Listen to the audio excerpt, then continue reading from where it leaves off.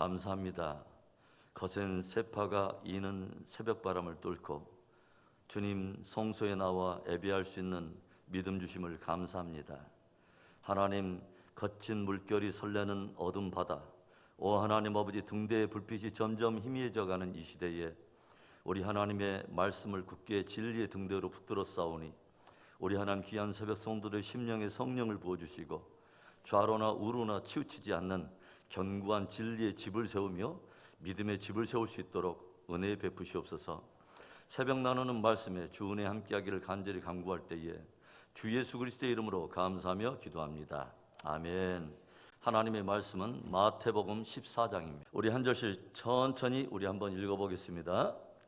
그때 분봉왕 헤롯이 예수의 소문을 듣고 그 신하들에게 이르되 이는 세례 요한이라 그가 죽은 자 가운데서 살아났으니 그러므로 이런 능력이 그 속에서 역사하는도다 하더라. 전에 헤롯이 그 동생 빌립의 아내 헤로디아의 일로 요한을 잡아 결박하여 옥에 가두었으니 이는 요한이 헤롯에게 말하되 당신이 그 여자를 차지한 것이 옳지 않다 했음이라. 헤롯이 요한을 죽이려 하되 무리가 그를 선지자로 여김으로 그들을 두려워하더니 마침 헤롯의 생일이 되어 헤로디아의 딸이 연석 가운데서 춤을 추어 헤롯을 기쁘게 하니 헤롯이 맹세로 그에게 무엇이든지 달라는 대로 주겠다고 약속하거늘 그가 제 어머니의 시킴을 듣고 이르되 세례 요한의 머리를 소반에 얹어 여기서 내게 주소서 하니 왕이 근심하나 자기가 맹세한 것과 그 함께 앉은 사람들 때문에 주라 명하고 사람을 보내어 옥에서 요한의 목을 베어 그 머리를 소반에 얹어서 그 소녀에게 주니 그가 자기 어머니에게로 가져가니라. 요한의 제자들이 와서 시체를 가져다가 장사하고 가서 예수께 아뢰니라. 아멘. 여자가 낳은 자 중에 이보다 더 큰 자가 없다. 예수님께서 친히 칭찬하시고 존귀하게 높이신 한 사람이 있습니다. 바로 세례 요한입니다. 이 세상과 세상의 모든 사람들이 인정해주며 박수갈채를 보내도 주님께서 인정해주지 않는다면 사실 우리는 아무것도 아닙니다. 그러나 세상과 세상의 모든 사람들이 비난을 쏟아내고 등을 돌려도 주님께서 내가 너를 아노라 말씀하시고 우리 편에 서신다면 그처럼 행복한 사람, 그처럼 행복한 믿음은 없을 것입니다. 사람들은 세상의 인정을 목말라하고 사람들의 박수갈채를 갈망하고 세상으로부터의 영예를 사모하며 살아가죠. 그러나 참 그리스도인들은 주님의 눈빛을 즐거워하며 주님의 입에서 나오는 말씀으로 말미암아 생명을 누리는 사람들입니다. 저는 누군가를 축복하며 기도할 때 종종 그렇게 기도해요. 주님, 아무개 집사님 정말 하늘에서 큰 자가 되게 하시옵소서. 영원에서 정말 부유한 자가 되게 하시옵소서. 주님 앞에서 존귀한 자가 되며 주님이 말씀할 때 큰 자가 되게 하시옵소서. 우리 모두가 이 세상에서 짧은 리허설과 같은 짧은 생애를 마치게 되면 결국 진짜 번게임이라고 할 수 있는 영생한 그 삶을 살게 될 텐데 그 영원한 생을 어디서 살 것인가, 어떻게 살 것인가, 어떠한 자로 살 것인가가 굉장히 중요한 관건이 된다고 하는 거죠. 여자가 낳은 자 중에 이보다 큰 자가 없다. 예수님께서 말씀하셨던 세례 요한, 그 사람은 과연 어떤 사람일까요? 첫째로는 하나님만 두려워하며 경외하는 사람이었습니다. 세례 요한 그를 한마디로 말한다면 정말 그는 하나님을 두려워하며 하나님을 경외한 사람이었다고 말할 수 있어요. 어떤 한 영성의 사람은 이런 의미 있는 말을 던져줍니다. 우리들의 진짜 경건의 능력은 만에서부터 시작된다. 무슨 말일까요? 많은 사람들이 하나님을 경외하고 하나님을 두려워하지만 참 그리스도인들은 하나님만 두려워하고 하나님만 경외한다는 것입니다. 그리고 진짜 참 경건의 능력은 하나님만 두려워하며 하나님만 경외하는 바로 그 믿음에서 나타난다는 것이죠. 중세 1000년의 암흑기를 뚫고 종교개혁자들이 거대한 교황청의 압력에도 굴하지 않고 어떤 세상에 거친 외압에도 굴하지 않고 담대하게 계획을 외치며 성공리에 계획을 단행할 수 있었던 힘이 어디에서 비롯되었을까요? 당대 개혁자들이 서로를 격려하며 지지하며 서로를 향해서 외쳤던 말이 무엇인지 아십니까? 하나님만 두려워하라. 그리고 아무도 두려워하지 말라. 굉장한 말이죠. 예수님께서 권능 있는 말씀을 전하며 권능의 기적들을 베풀 때에 많은 무리들이 그 예수님의 모습에 열광을 하는데 오직 한 사람, 예수님의 모습을 심히 두려워하고 있는 한 사람이 있었어요. 바로 갈릴리의 분봉왕이었던 헤롯 안디바였습니다. 왜 그가 두려워합니까? 자기가 예전에 죽인 그 세례 요한이 살아나서 예수 안에서 권능을 행한다고 생각하고 있었기 때문이죠. 헤롯 안디바는 갈릴리의 분봉왕으로서 그의 사촌인 빌립의 아내인 헤로디아를 아내로 취하는데, 이때 세례 요한이 그의 그 불의를 지적하며 그의 그 죄에 대한 하나님의 심판을 경고하자 그를 감옥에 가두어 버리죠. 그리고 어느 날 그는 여러 귀인들을 초대해서 연회를 베푸는데, 그 와중에 헤로디아의 딸인 살로메가 춤을 추며 그 연회에 흥을 북돋자 이에 어리빠진 헤롯이 한마디 툭 던집니다. 네가 원하는 것은 내가 무엇이든지 주리라.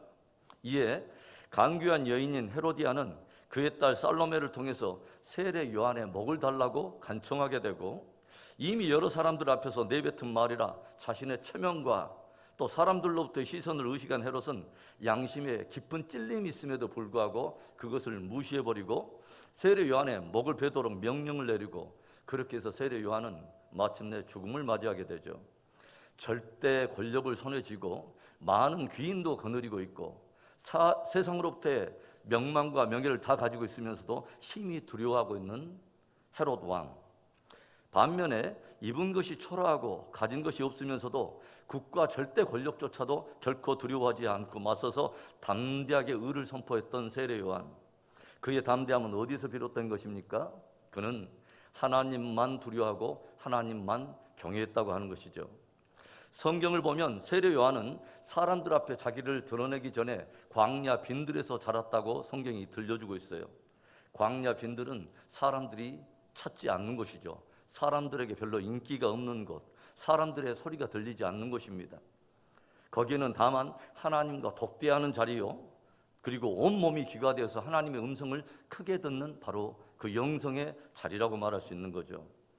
바로 그 광야 빈들에서 세례 요한은 하나님만 두려워하며 하나님만 경외하는 훈련을 다진 것입니다.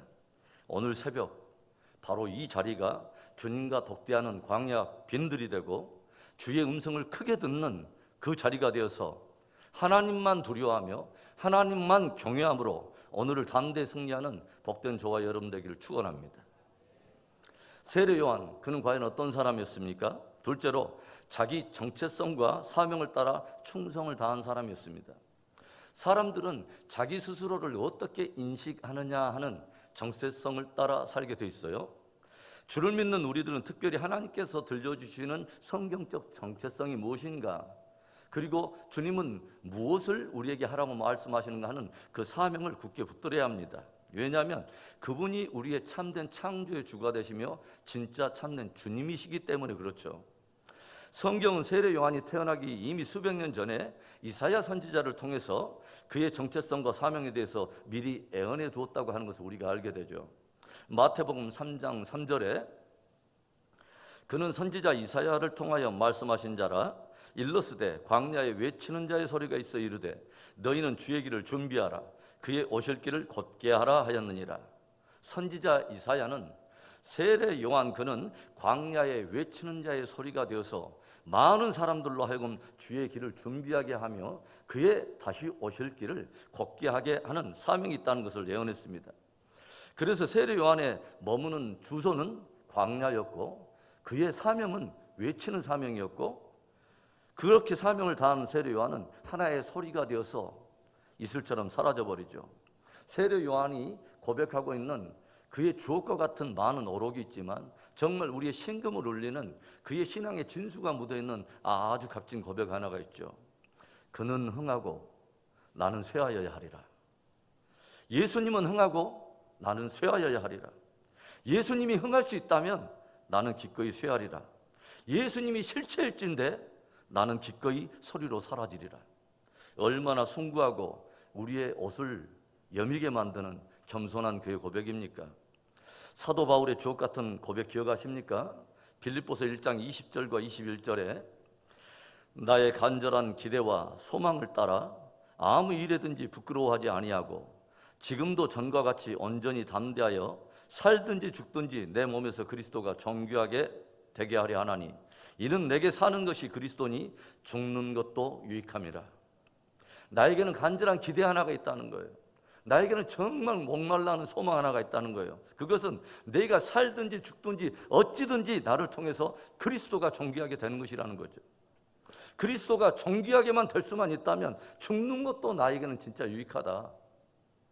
그리스도가 존귀하게 되고 존귀하게 될 수만 있다면 나는 기꺼이 쇠하리라. 나는 기꺼이 죽을 수 있다. 이것이 복음이 진짜 나의 복음이 되어버린 사람들 안에 고백될 수 있는 신앙의 진수 아닐까요? 성경을 통해 자기 정체성을 정확히 인식하고 주어진 사명을 충성되게 감당하는 복된 저와 여러분의 신앙 되기를 축원합니다. 세례 요한, 과연 그는 어떤 사람입니까? 마지막 세 번째로 하나님의 선한 섭리를 신뢰하며 기꺼이 생명을 드린 사람입니다. 사람들이 신앙생활을 하면서 종종 실족하게 되며 마음에 낙담하며 좌절하게 되는 경우가 어떨 때입니까? 의인이 고난을 받고 오히려 불의한 자들이 득세하며 형통하며 성공할 때, 바로 그럴 때가 아닐까요? 불의한 자들이 오히려 세상에서 힘을 쥐고 부를 얻으며 형통해 가는데 상대적으로 믿음을 지킨다고 몸부림침에도 불구하고 오히려 그로 인해서 고난이 찾아오고 어려움을 당하게 될 때 왠지 스스로 왜소함을 느끼고 또 초라해 보이면서 하나님을 향한 쓴뿌리가 나고 원망이 흘러나온다고 하는 거죠. 오늘 우리는 한때 강력한 능력에 사로잡혀서 국가 절대 권력과 불의한 세상을 향해 담대하게 의를 선포했던 세례 요한이 참으로 어처구니 없게 불의한 자들이 펼친 그 연회에서 한 소녀가 춤을 춘 그 무위의 싹스로 목베임을 당하게 되는 정말 비극적인 한 사건을 우리는 접하게 돼요. 세례 요한을 따르는 제자들이나 당대 이 사건을 주목하고 있던 많은 사람들이 얼마나 마음이 어려웠을까 하는 생각을 해봅니다. 어떻게 하나님께서 당신의 신실한 종을 이렇게 대하실 수 있다는 말인가?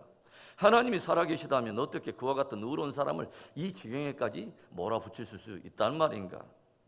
정작 세례 요한은 그 마음이 또 어떠했을까요? 어떻게 하나님께서 나에게 이러실 수 있는가? 주님만 의지하고 주를 위해 달려온 길인데 어떻게 주님은 나를 이렇게 황당한 죽음으로 몰아가신다는 말인가?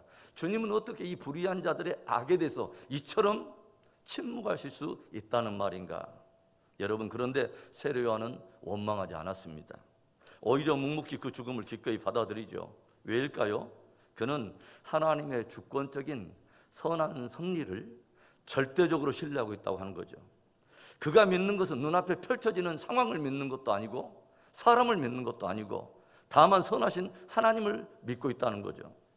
만일 주님이 이 죽음을 나에게 허락하셨다면 이 죽음까지도 그분의 주권적인 섭리 안에서 선을 위해 사용하실 것을 세례 요한은 의지하고 있다고 하는 거죠. 이 죽음까지도 말할 수 없는 영광으로 결국 바꾸실 그분의 절대적인 그 섭리를 신뢰한다는 거죠. 여러분, 오직 하나님의 선한 섭리를 절대적으로 신뢰할 수 있기를 바랍니다.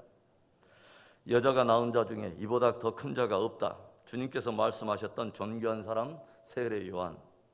오직 하나님만 두려워하며 하나님만 경외했던 소중한 사람. 성경적인 자기 정체성을 정확히 인식하고 주어진 사명에 충성을 다했던 사람. 오직 하나님의 선한 섭리를 신뢰하며 기꺼이 생명을 내어놓았던 사람.